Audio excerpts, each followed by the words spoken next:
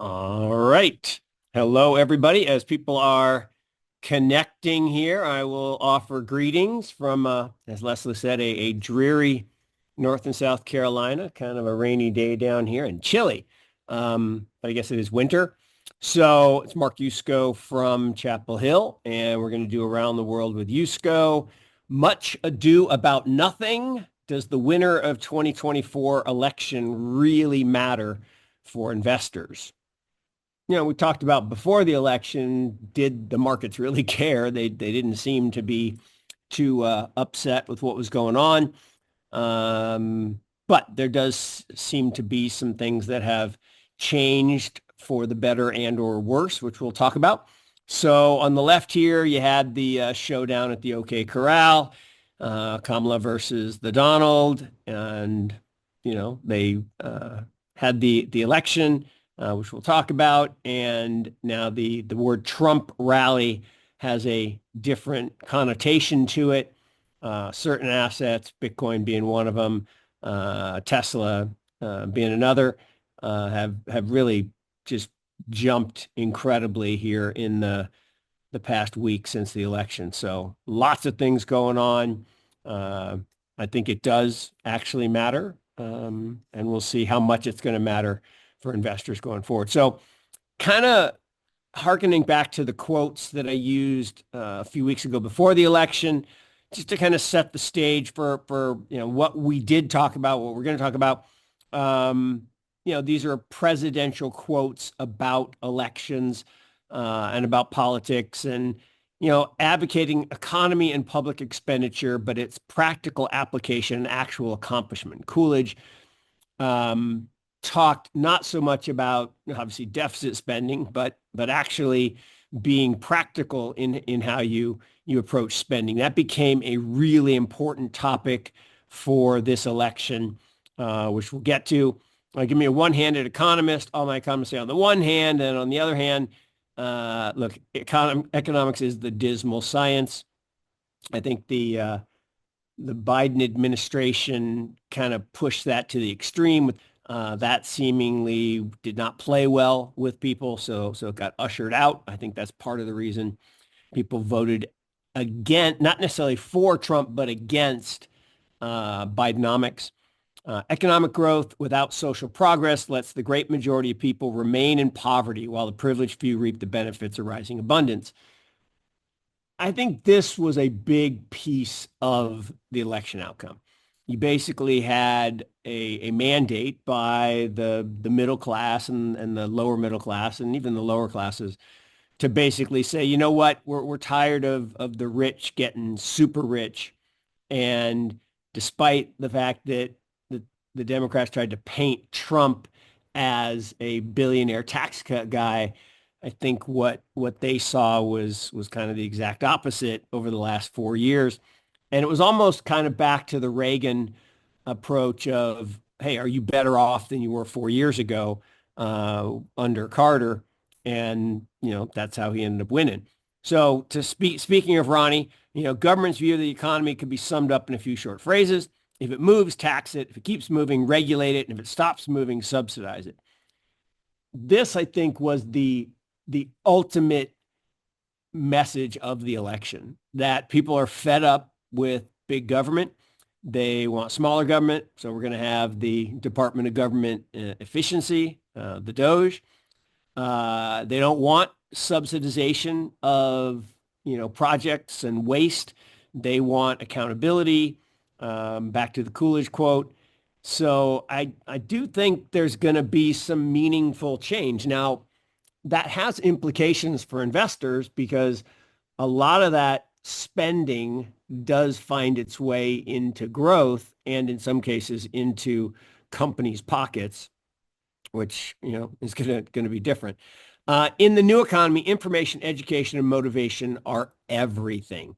And look, this goes to, one of the first things Trump has put out there is that he's going to abolish the Department of Education. Basically, it's a failed government state. We went from number one in 1950 globally to number 24 today, despite spending all this money, three times the average global expenditure per student. So I think there is an awakening to the knowledge economy, and knowledge workers needs a different type of education system. So that's probably a good thing. So, coming into the year, we talked about this. What people were thinking about was, the growth was going to be okay. We'd avoid a recession, that there would be tax cuts.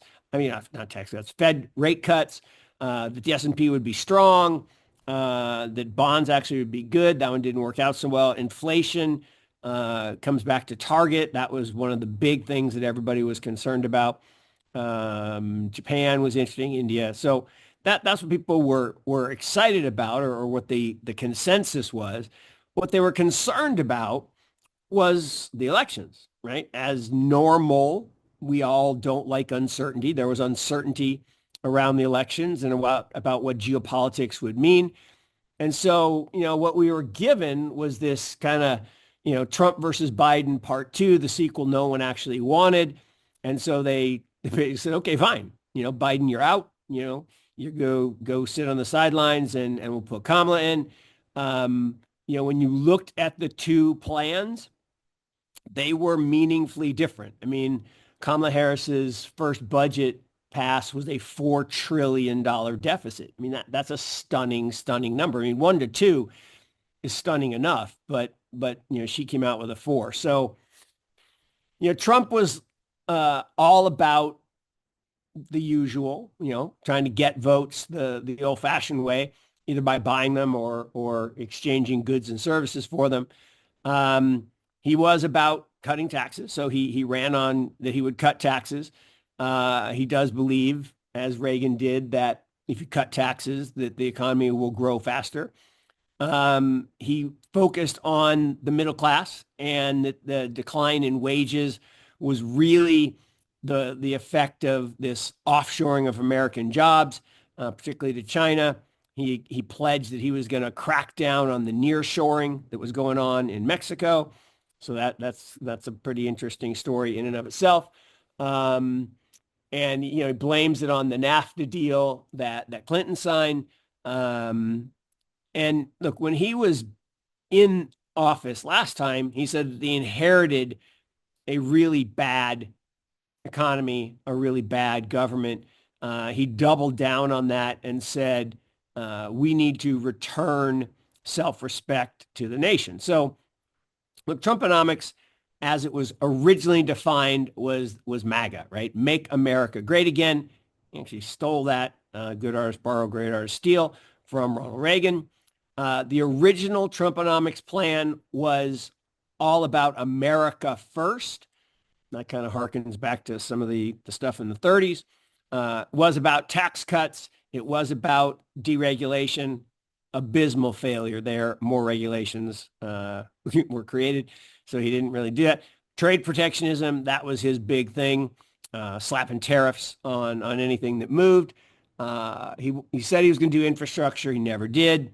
Monetary policy, he didn't really have control, but he did get to appoint Jay Powell. And when Jay showed up, or Jerome, I should say, showed up, all buttoned up in the suit and started to cut rates, Trump thumped him, and he turned into Jay the Dove and ultimately Jay the Pusher. So he actually did have some impact there. And then immigration, he wanted to limit immigration, both legal and illegal. Now he's accused the prior administration of, dumping illegals to try to win the election, yada, yada.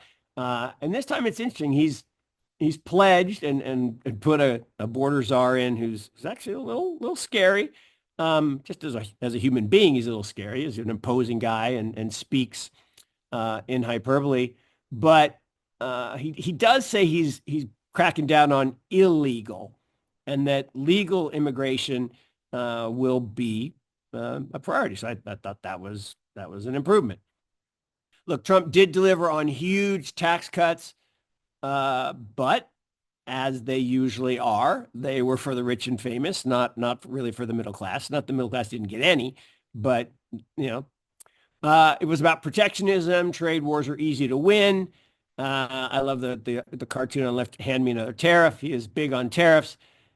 Tariffs are kind of a funny thing. They've never been a good idea, ever. but people do seem to, I don't know. There's a cohort of people that think they're a good idea, but they just can't seemingly do math, right? If you charge a tariff and cost of goods goes up for people who sell goods in the U.S., they will raise their prices and pass along to the consumer. So they've actually historically led to higher inflation.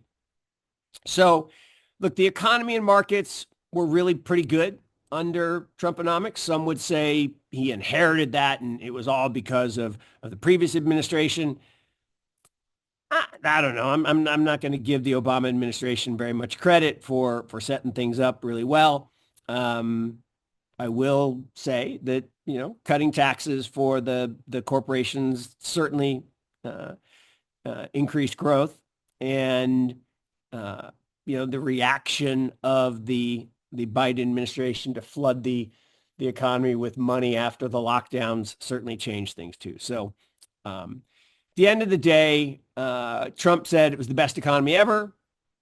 Said he's going to get us back to the best economy ever. At the end, it's kind of always been the same. It's about this 2.5%. That's demographically what we're going to be. That's about 1% from productivity and about 1% from real population growth. We're not going to get much more than 2% growth, no matter who's in office. So deficit spending, look, Trump said he was going to get a hold of spending the first time.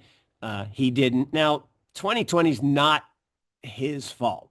That the lockdowns were a global, whatever, but you can't pin that all on him. It's just like Biden can't take credit for all the jobs that, quote unquote, he created because it was just people going back to work after the lockdowns. But either way, the deficit under Bidenomics was at levels you just can't comprehend. So inflation is always and everywhere a monetary phenomenon. The biggest problem, Bidenomics, inflation for dummies.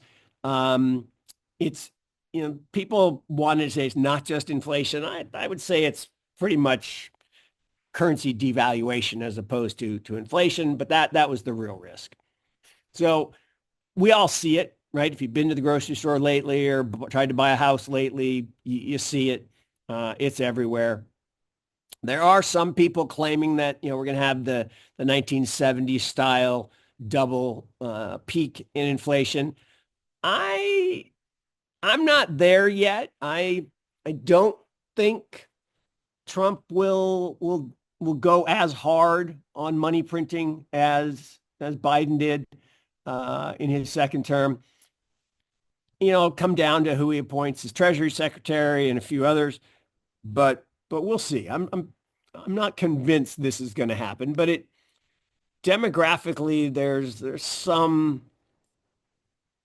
support for this given the number of young people, because young people really drive inflation because they're not as productive as measured by standard measures of productivity. So companies have to borrow in the form of higher prices to train their workers. So look, GDP growth was fine under Bidenomics. It probably would have been fine under Harrisnomics. Markets were not as good under Biden. Now that, is what it is. He didn't basically hand out free money to corporations. So it's not surprising to me that the stock market was a little more volatile. Look, the economy, latest update, chugging right along. The consensus is for 2% growth. That's the number that we're probably going to grow at. GDP now says it's going to be closer to 2.6. That's fine. It's good. It's not roaring. It's not collapsing. The problem is this pesky inflation. So inflation ticked back up this month to 2.6 from 2.4. But I'm not personally so worried about it because it's driven primarily by shelter. And shelter is this silly thing called owner equivalent rent, which is the rent you charge yourself to rent your house from yourself, kind of. And that's just, it's going to be sticky down. And so I do think there is some light at the end of the tunnel on the rate of money printing. So that should be good for inflation. And then the demographics should kick in. And, barring some really crazy trade war, which I haven't heard anything yet that says that's going to happen, but that we should see some moderation of that inflation. There is one caveat to that, which I'll get to in a second. So oil prices are certainly helping inflation, and this is kind of what we talked about last time, bailed out Reagan. Is, everyone said Volcker broke the back of inflation. Well, actually, it was oil prices went down after the Contras problem. So, look, oil prices are a meaningful part of inflation, and because they're in everything, and oil prices are not in free fall, but pretty much in free fall.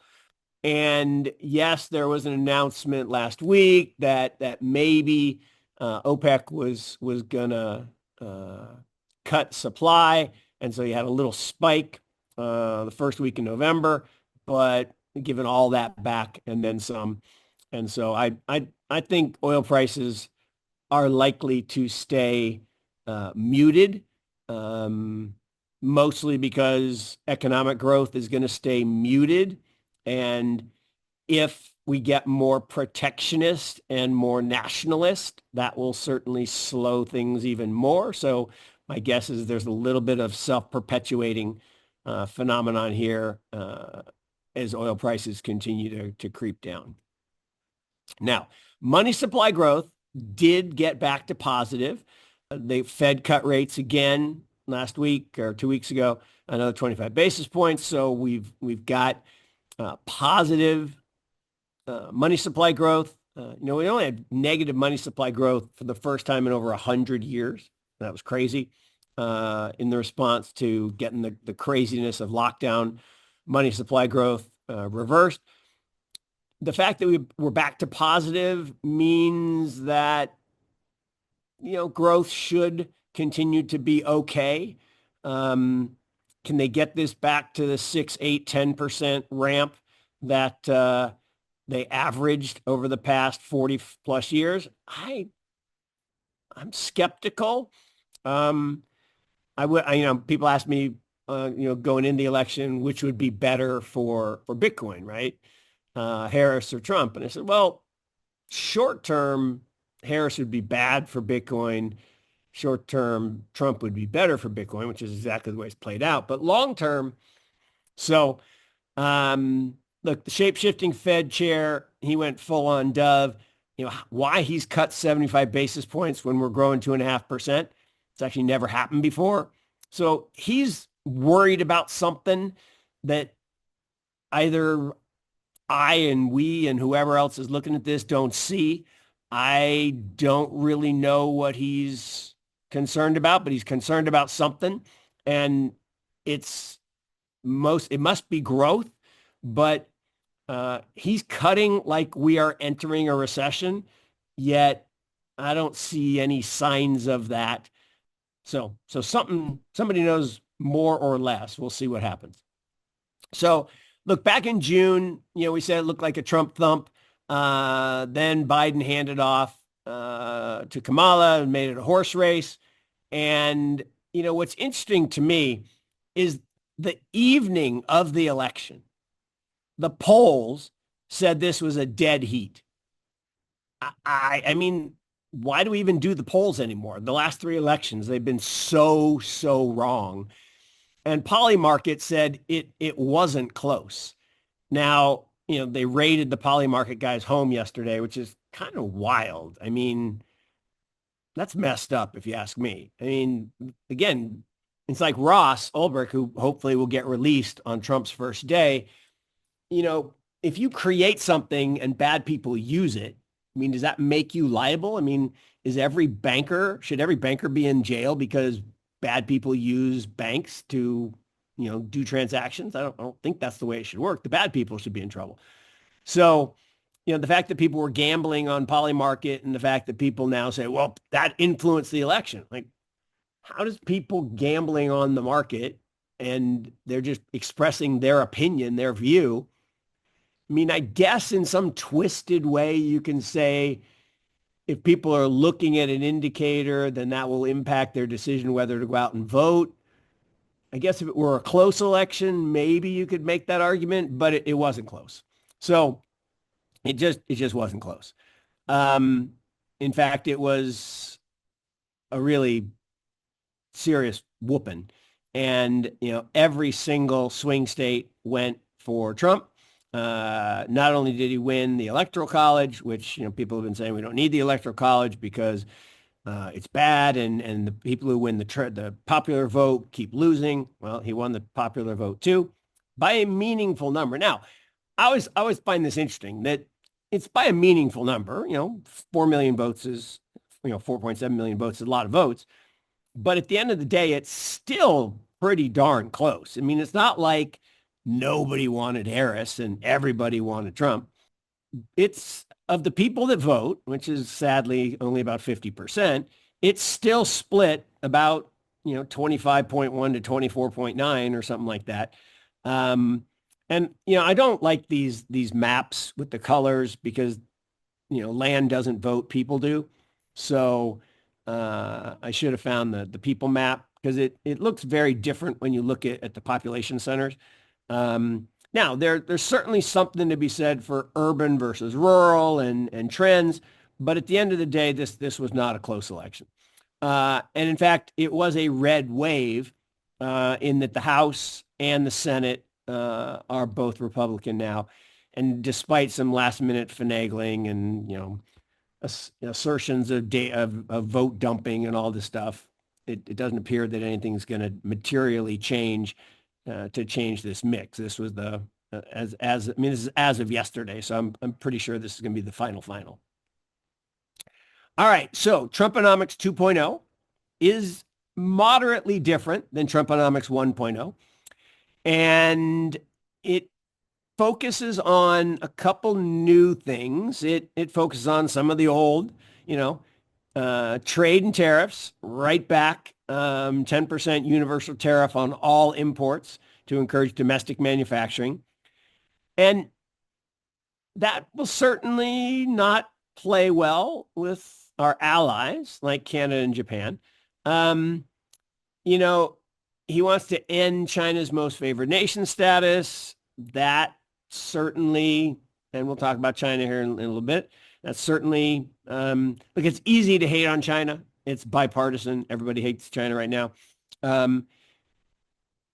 So I think that probably is going to happen. And I said, I think tariffs are a bad idea. I've always thought they're a bad idea. And history says they're a bad idea. But he's getting different advice than mine. Taxes, he wants to make the 17 tax cuts permanent. He wants to give more tax cuts. The problem with that is paying for them. So how's he going to do that? Well, he does have a plan. I'm not sure if it will work or not, but he does have a plan. Immigration. I will say one thing I liked this time. I didn't like this 2016 campaign because it was so extreme. This time it didn't feel as extreme on the racism card, but it was definitely negative about illegal immigration. So if you're an undocumented migrant worker in the United States, yeah, that's going to be a problem.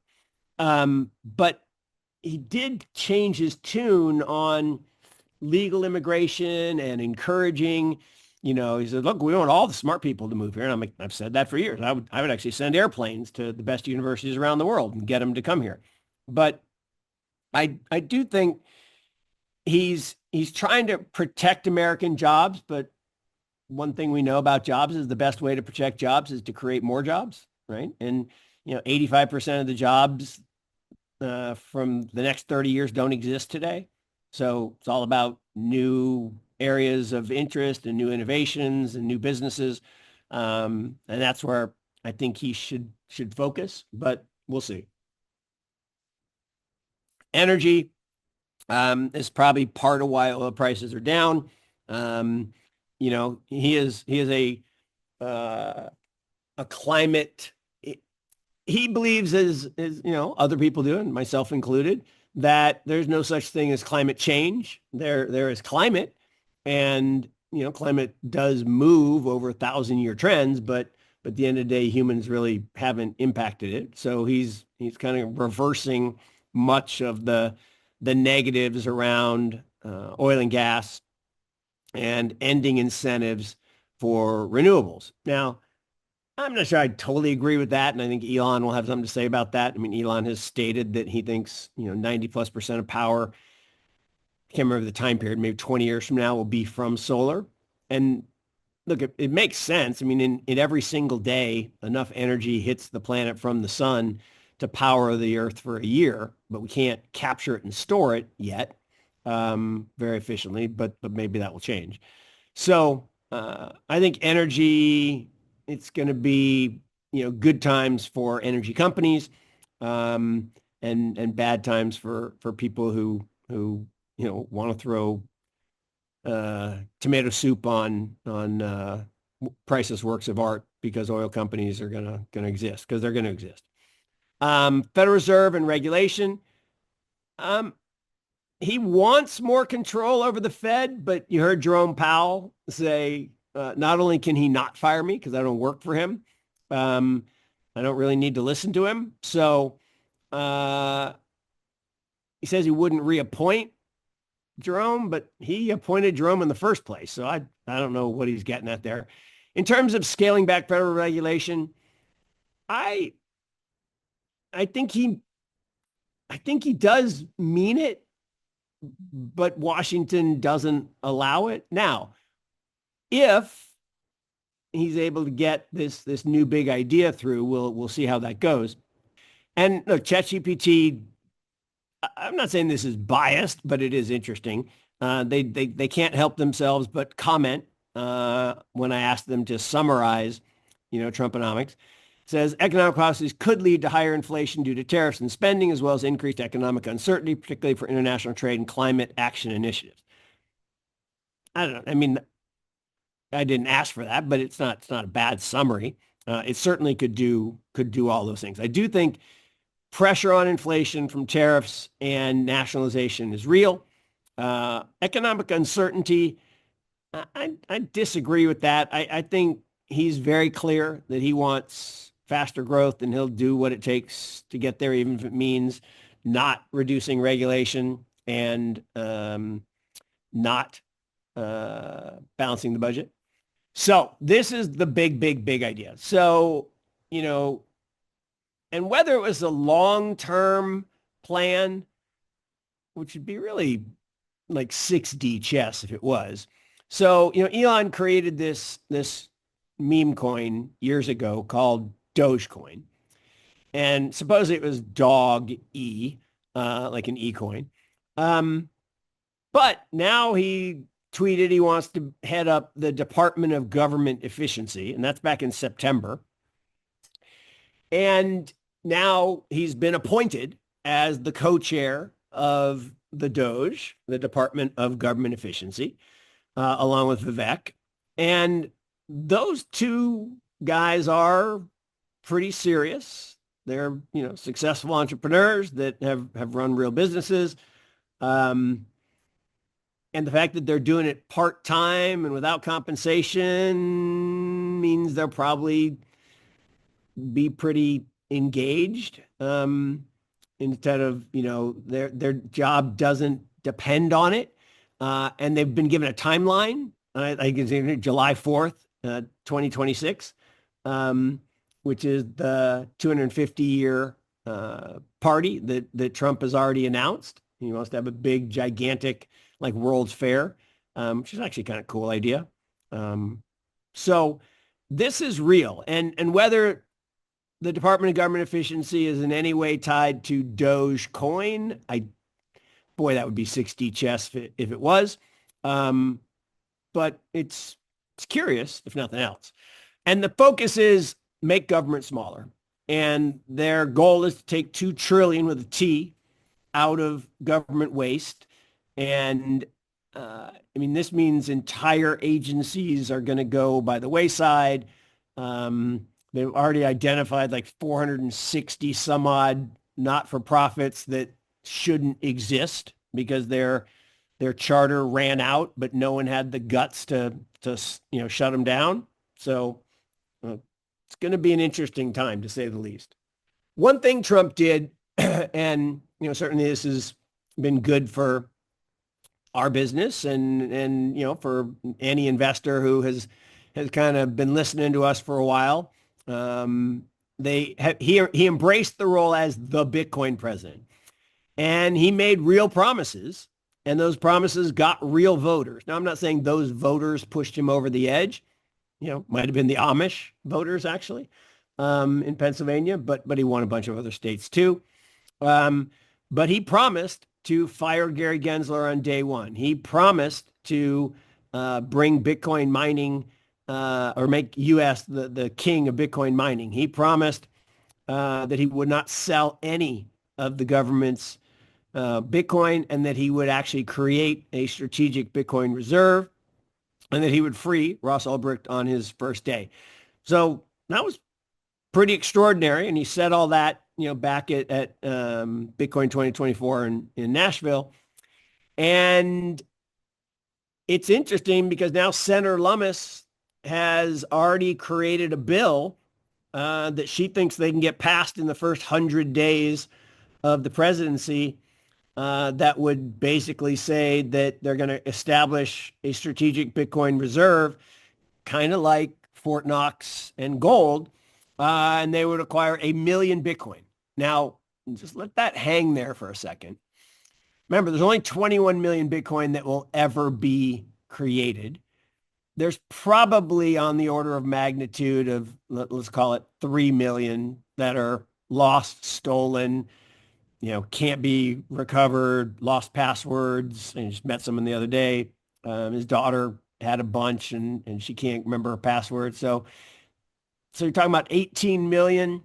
So one of those 18 million is going to get locked up, and they're going to throw away the key and use it as a store of value, kind of the same way they do blocks of gold. This is a big deal. I mean, and it's not very often you're given a chance to front run government. It's a pretty interesting opportunity because if they're going to buy 1 million, and the other thing is Michael Saylor, and I should have put this slide in, but Michael Saylor committed to raise $42 billion, which is a lot of money, 21 billion of stock and 21 billion of bonds to continue to buy Bitcoin. So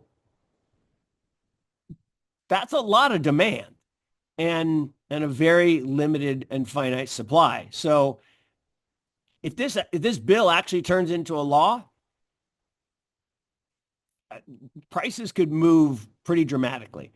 So look, before the election, so this is a chart of the markets up to the election. And we talked about this last time that, the markets were kind of agnostic. They were like, yeah, whatever. Yeah, the devaluation assets were on top.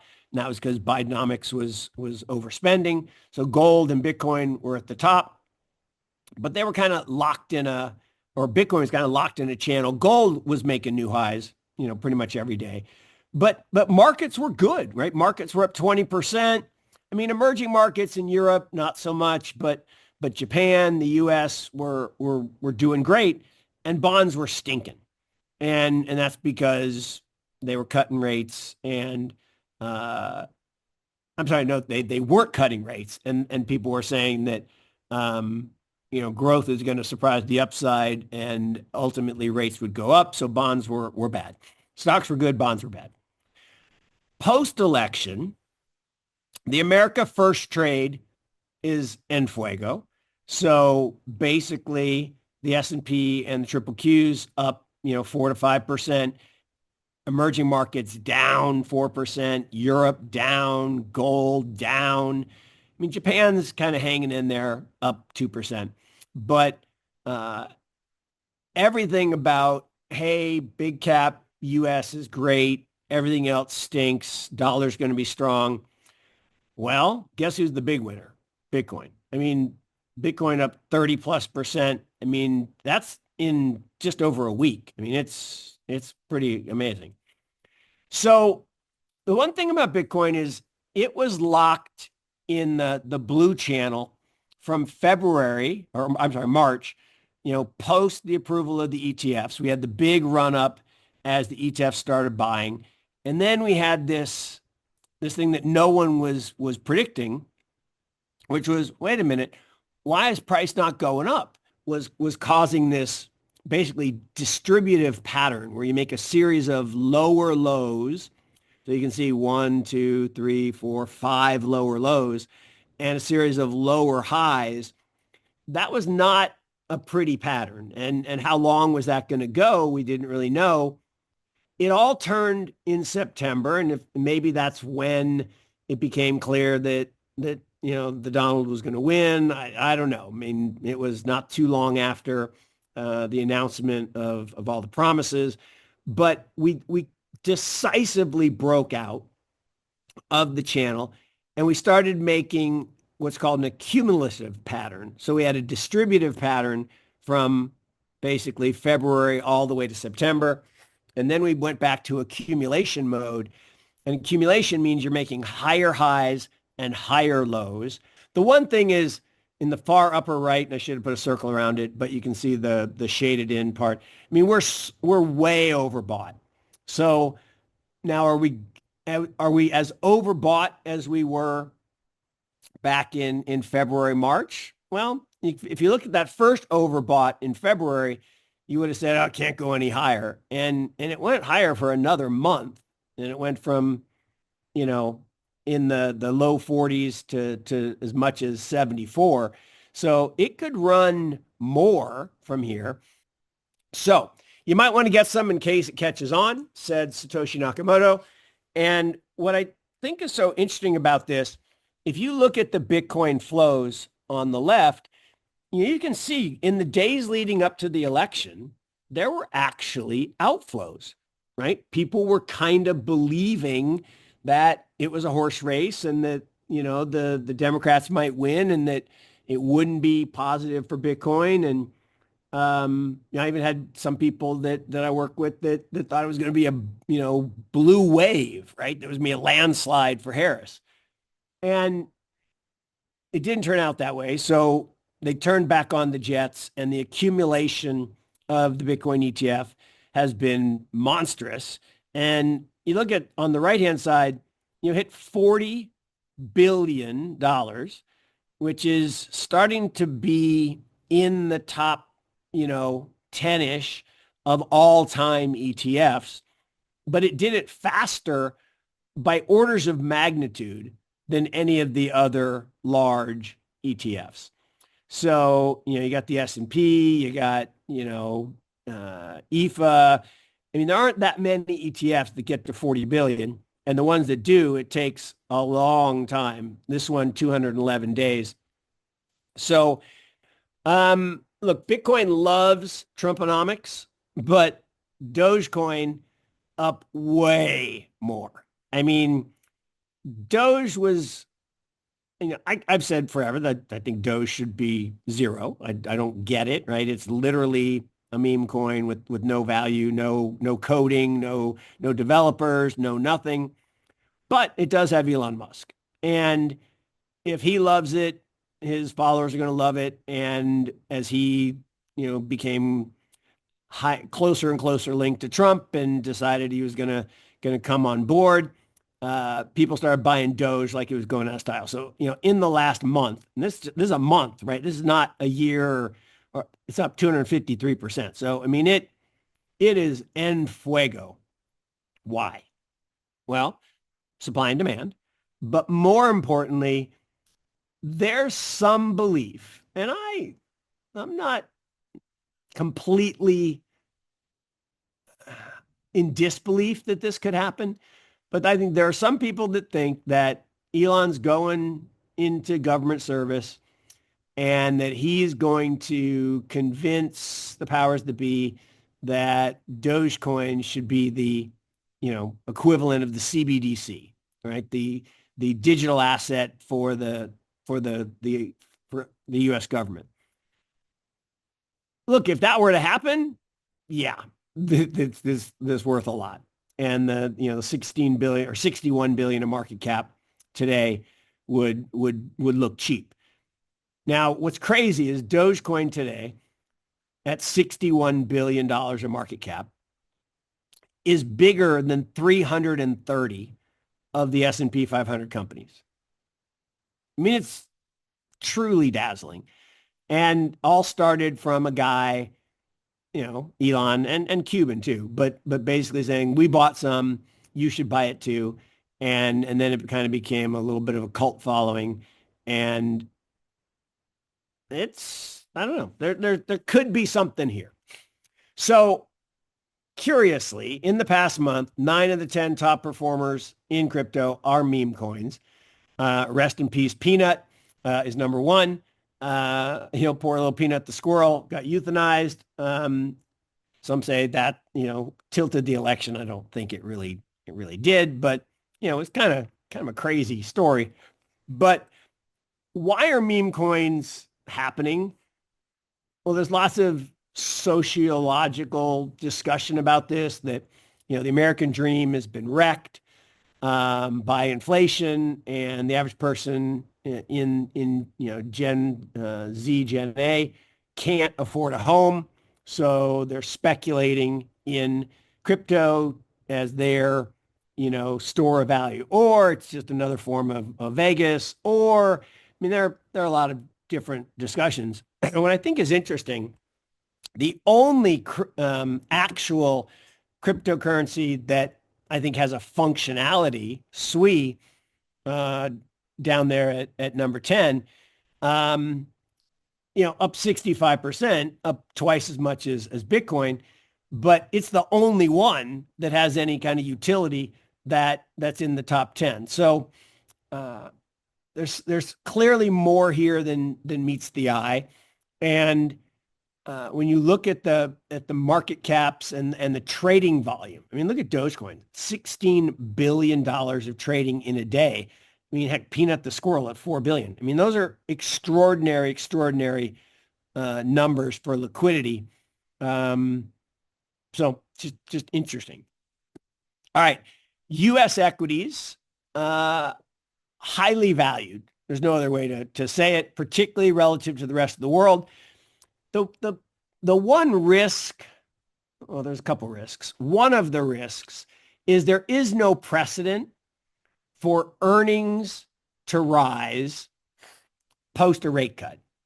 So the reason the Fed cuts rates historically is because they think a recession is coming, and that's bad for earnings. So if you look at the chart on the right, there's just no time when profit growth was rising where we were cutting rates. So that's a bad sign for stocks potentially. Now, Fangman says, well, we don't care. So post-election, everybody's focusing on tax cuts. They're like, hey, it worked last time. They cut our taxes. All that money went to the bottom line. We bought back stock. It was awesome. And so, Microsoft and Apple, they're lagging a little bit because Microsoft's in trouble for antitrust stuff. Apple, they're just not growing at all. But these other companies, Netflix is growing, Amazon's growing, Facebook. So they're, party on, Garth. But if you look at crypto like Coinbase, so, Pepe coin, which is one of the meme coins, just got listed on Coinbase, and, you saw 16 billion of volume. Coinbase is making money every time it trades.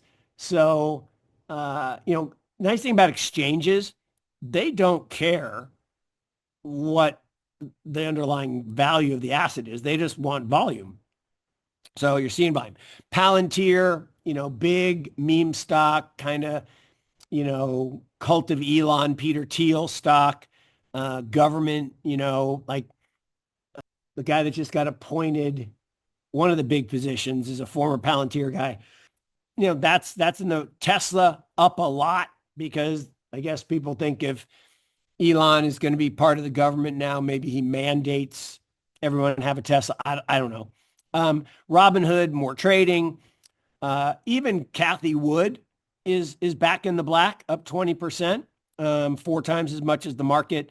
And GameStop, what used to be a big deal, meme-wise, is going to trail in the packet, only up 20. Now, the other risk you got to watch out for, and I apologize, I got a little bit of a cold, so my voice is starting to give out. So the joys of having grandkids. I love my grandkids. I love them. But this time of year, I do get sick because of them. SMCI. So SMCI, Supermicro Computer, was the darling story last year. This thing went parabolic. It made NVIDIA look like a piker. And they officially filed that they will not meet the deadline to issue a 10Q, and they will now be delisted. Now, this is NVIDIA's third largest client. So this is big. I mean, this is a company that supposedly had billions and billions of dollars of revenue, and it might turn out to be fake. It might be Enron 2.0. It quickly went from, hey, our tax guy messed up and we just can't get the numbers fast enough, to, no, we can't get you any numbers. So look, we've seen this movie before. Cisco had a major customer, Nortel. Turned out Nortel was cooking the books. Turned out they had to restate all their earnings. They went bankrupt. It was a total fraud. I shouldn't say total fraud. It was a fraud.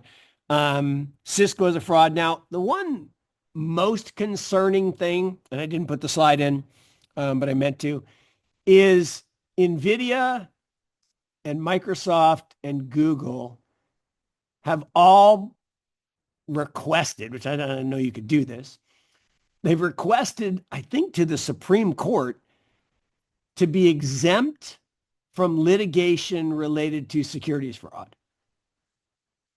I'm like, no, that's me thinks the lady doth protest too much. I mean, what the hell? No, you can't have insulation from liability. If you committed securities fraud or your customer committed securities fraud, you should have to stand trial for that. So in the last administration, I actually think that might have happened. In this administration, I don't think that's going to happen. I don't think that's going to fly, but we'll see. Global central banks are cutting rates at the fastest pace since 2020. So the positive of that is, well, there's going to be more liquidity. The negative is, what do they see that we don't? So what are they so worried about? Well, global PMIs are declining. And global trade, that's the left-hand side, global trade on the right-hand side is actually falling off a cliff. Now, this is because of nationalism and protectionism and a bunch of other factors. But if PMIs are collapsing, if we really are heading toward recession, that would explain why central banks are cutting as fast as they possibly can. So this is one to keep an eye on. Now, China unleashed a giant economic stimulus after the Fed rate cut. And Tepper came on TV and said, well, you should buy it all. Now, his timing was a little bad. The red arrow on the right-hand side is his TV appearance. And it was the day before the tippy top. We got a little Tepper bump the next day. And some said that when he goes on TV, he's selling to the masses. I don't believe that's true. But some said that. But we've given back a little over half of the gains since Tepper spoke. And so they doubled down, right? The trade war 2.0 rhetoric is running high. China sees on the right-hand side what could happen in a second trade war scenario. They could go from 20% of their exports to like 3 or 4%. And in that scenario, they said, all right, we got to double down. So they proposed another $1.4 trillion stimulus package, but people said it's not enough.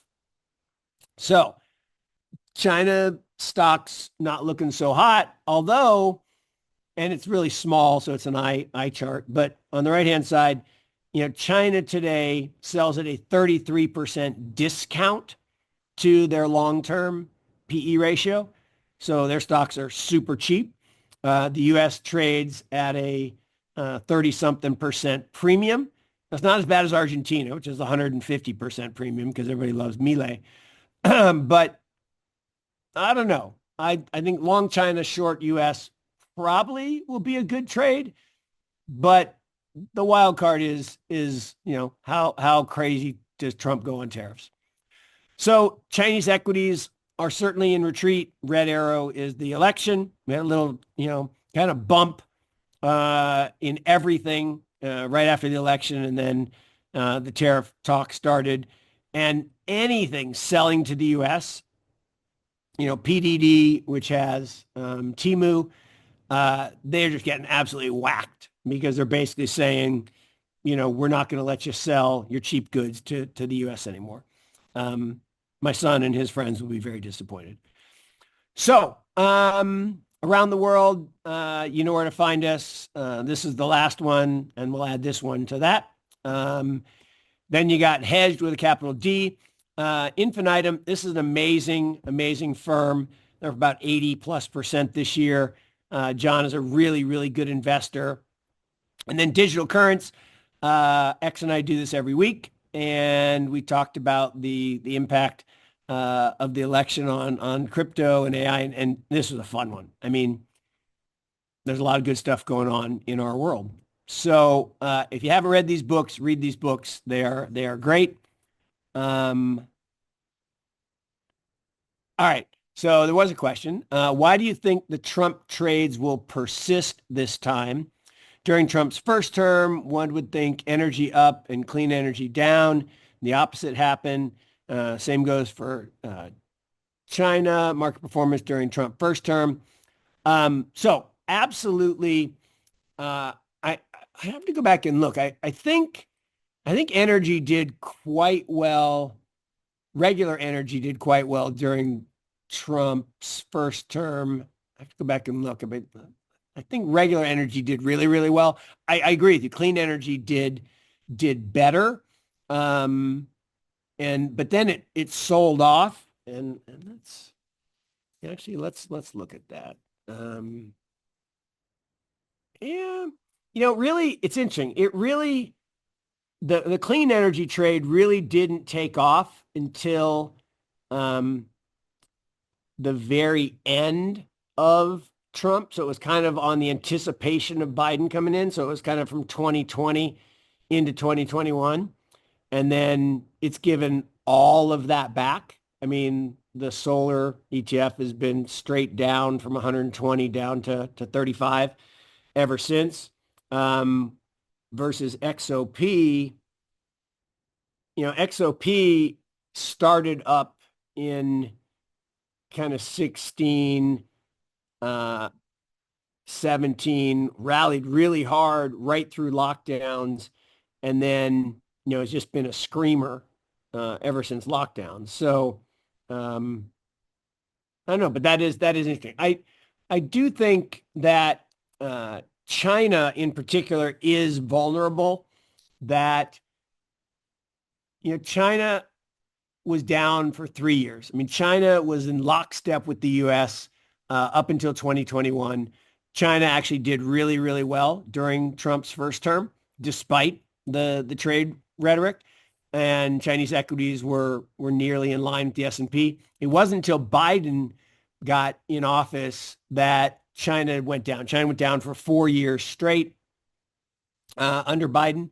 And that was mostly because people say, well, it's because Trump didn't put the tariffs in until the end. That's actually true. There was a chart I almost put up today that showed that there were much more in tariffs collected on China under Biden than under Trump. And that's usually the way things work, right? There's a lag effect. But secondarily is it became bipartisan to hate on China, and the anti-China rhetoric under the Biden administration was actually stronger, interestingly, than under the Trump administration. So I I've been intrigued by what happened in China. Let's go back to that for a second. If you look at where'd China go? So if you look, okay, so here's what I was talking about. So basically on the right-hand side, that all during the Biden administration, China just fell. There was one blip up in 22 into 23, and that was when they put a bunch of liquidity off the bottom, right? Just like in 2016, where they pumped liquidity into the market when things looked like they were crashing, and we had the big lift in everything. U.S. stocks went up a lot. Chinese stocks went up a lot. But then the rhetoric came back on China, hate China, hate China, hate China. But starting at the beginning of this year, they announced this big stimulus, and I mean, it was a bazooka. I mean, it was everything they could throw, including the kitchen sink, and stocks just went up. I mean, they went up all the way through the summer, and then really started to rock in the fall. But I do think that Trump is going to go hard on China. I think the 2.0 version here on the right-hand side is real. So to answer the question, do I think Trump trades will work this time? Yeah, I mean, I do. I think so far it appears that he's following through on the things he said he was going to do. And I think that will be really good for Bitcoin and digital. I think it'll be really tough for Europe. He's specifically targeted Europe this time. And so as much as I don't want to like China because of the Trump problem, I just think it's so cheap that it's worth taking a look at. But that's the one where I'm probably talking out of both sides of my mouth. All right.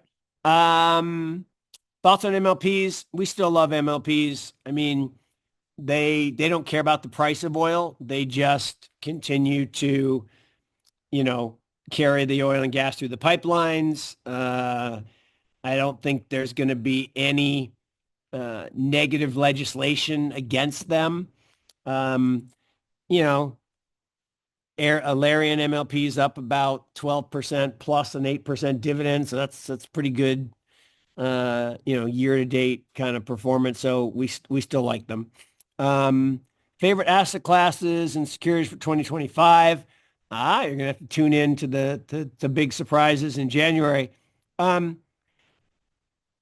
So I will save that, but you can hear things that we clearly like right now in response to the election. We do like digital. We think there's going to be a huge tailwind for Bitcoin and other digital assets. We do think there's in the short run some pressure on places like China and foreign trade. I think there's going to be increasing pressure to get a tax package through, and that could be, good for equities broadly, but I'm a little scared. Is BTC demonetizing gold and silver? I mean, yes and no. I mean, there's no question there are investors who used to buy gold and silver who now buy Bitcoin instead. I mean, there's no question that's true. And you can see it in the flows. Do I think it will ultimately replace particularly gold? Yeah, but not for a long time. So do I think there's value in physical gold and silver? Yes. Do I think ultimately Bitcoin is a better store of value. Yes. Thoughts on private credit? Look, I think private credit's a tough business in a 5% interest rate world. Making 8% in private credit when rates were zero. Okay. I mean, you're kind of taking a little more than debt risk, but you're getting paid for it. Making 11 or 9 or whatever it's, kind of compressed down to. And a lot of people are providing credit. I'm not excited. Now, there are niche credit opportunities that are amazing, right? Whether it's royalties or, niche business lending. I was talking to a guy who does unique kind of healthcare lending. But I generally speaking, I probably favor equities over credit today, broadly. All right. I have to run to a portfolio company board meeting, but thank you for the time. And we'll be back in a couple weeks with Back Around the World. And then it'll be time for the holidays. So talk soon. Thanks.